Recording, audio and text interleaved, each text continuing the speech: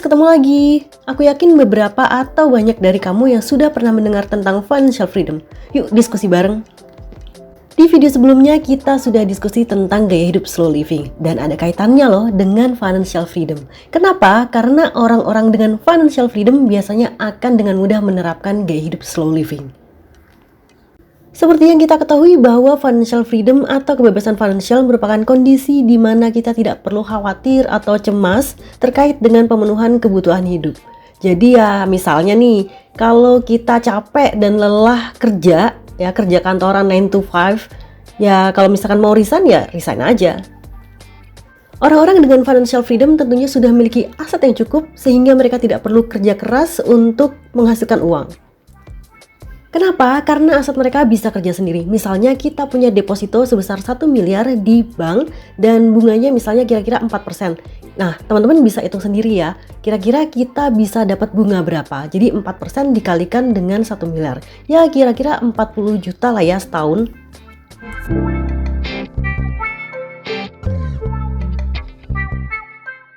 Itu cuma contoh ya guys. Jadi kalau misalnya kita punya lebih banyak aset, tentunya kita bisa menghasilkan lebih banyak uang. Nah, menarik kan kalau misalnya kita bisa mencapai financial freedom. Tapi gimana? Kira-kira susah nggak untuk mencapai tujuan tersebut? Yuk kita diskusi. Tapi guys, sebelum kita bahas detail tentang financial freedom, kita harus clear dulu ya bahwa financial freedom individu satu dengan individu lain bisa berbeda. Kenapa? Karena masing-masing individu punya lifestyle yang berbeda.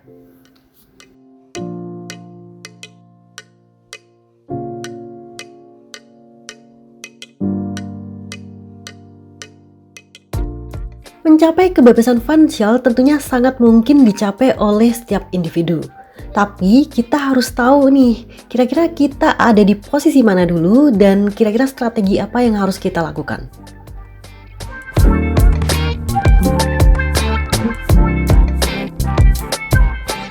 Tahap pertama, tahap ketergantungan atau dependensi. Pada tahap ini, individu masih mengandalkan orang lain untuk memenuhi kebutuhan hidupnya. Misalnya para remaja atau orang-orang yang masih kuliah, tentunya mereka masih bergantung pada orang tua karena mereka belum memiliki penghasilan. Eits, tapi tunggu dulu. Walaupun kita bergantung pada orang lain ya, seringkali kita bergantung pada orang tua. Jangan sampai uang saku yang diberikan kepada orang tua ketika kita masih kuliah ataupun sekolah itu dihabisin gitu aja. Sebisa mungkin kita harus manage dan kita tabung ya. Jadi kalau misalnya kita sudah punya sedikit tabungan, maka ya nggak akan terlalu berat ketika nanti kita ingin mencapai financial freedom ketika kita nanti sudah dewasa. Tapi tentunya tahapan ini segera berakhir ketika sudah lulus kuliah atau sudah lulus sekolah dan sudah memiliki penghasilan sendiri, ya nggak? Tahap kedua, self-sufficiency. Pada tahap ini, individu sudah mulai bisa memenuhi kebutuhan hidupnya sendiri, sehingga tidak bergantung pada orang lain.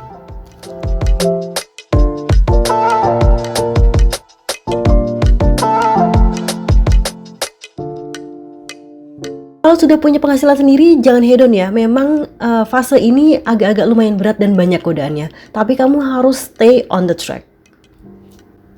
Ya bolehlah hangout sama temen ya, jajan-jajan dikit, main-main dikit.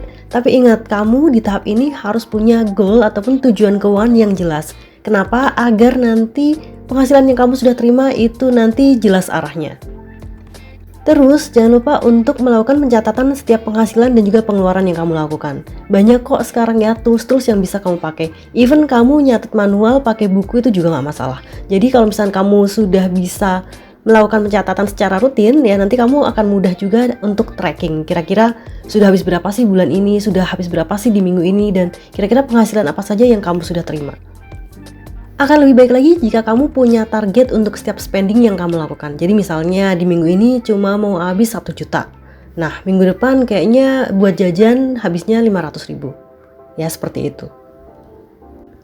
Tentunya karena kamu sudah punya penghasilan dan kamu bisa melakukan pengelolaan keuangan dengan baik, ya uang tersebut tentunya tidak dihabiskan begitu saja.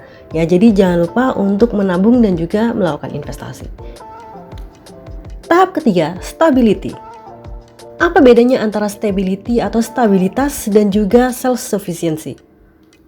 Jika kamu sudah memiliki dana darurat atau emergency fund sebesar 3-6 kali pengeluaran, nah maka kamu sudah dikatakan masuk di fase stabilitas. Kenapa memiliki dana darurat atau emergency fund sangatlah penting di fase ini? Fase ini adalah fase stabilitas atau stability yang menekankan bahwa kehidupan seseorang itu haruslah stabil. Jadi, dengan memiliki dana yang cukup, khususnya memiliki dana darurat, seseorang bisa mengantisipasi jika terjadi berbagai hal yang tidak pasti di masa depan. Dan juga masih bisa hidup dengan baik selama beberapa bulan untuk memenuhi kebutuhan hidupnya meskipun ada banyak hal yang terjadi.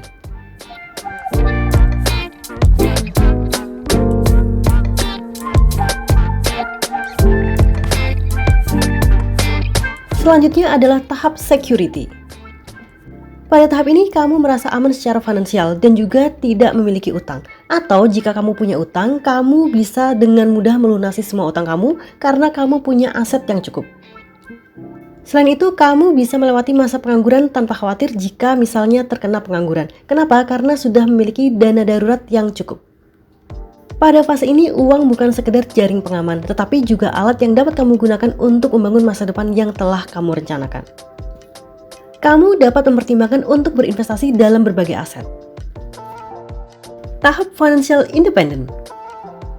Jadi, setelah pendapatan investasi atau pendapatan pasif kamu sudah cukup untuk memenuhi kebutuhan dasar, maka kamu sudah mencapai kemandirian finansial atau financial independent. Seseorang yang mandiri secara finansial dapat pensiun kapan saja tanpa khawatir tentang bagaimana menutupi biaya hidup mereka. Tahap selanjutnya atau tahap terakhir yaitu adalah financial freedom. Pada dasarnya, garis antara kemandirian finansial dan kebebasan finansial bisa menjadi garis yang bagus. Bagi banyak orang, perbedaan antara kemandirian finansial dan kebebasan finansial adalah memiliki uang yang cukup untuk memenuhi kebutuhan atau memiliki uang lebih dari cukup. Pada tahap ini, seseorang juga bisa mengambil lebih banyak risiko dengan uang yang akan mereka belanjakan.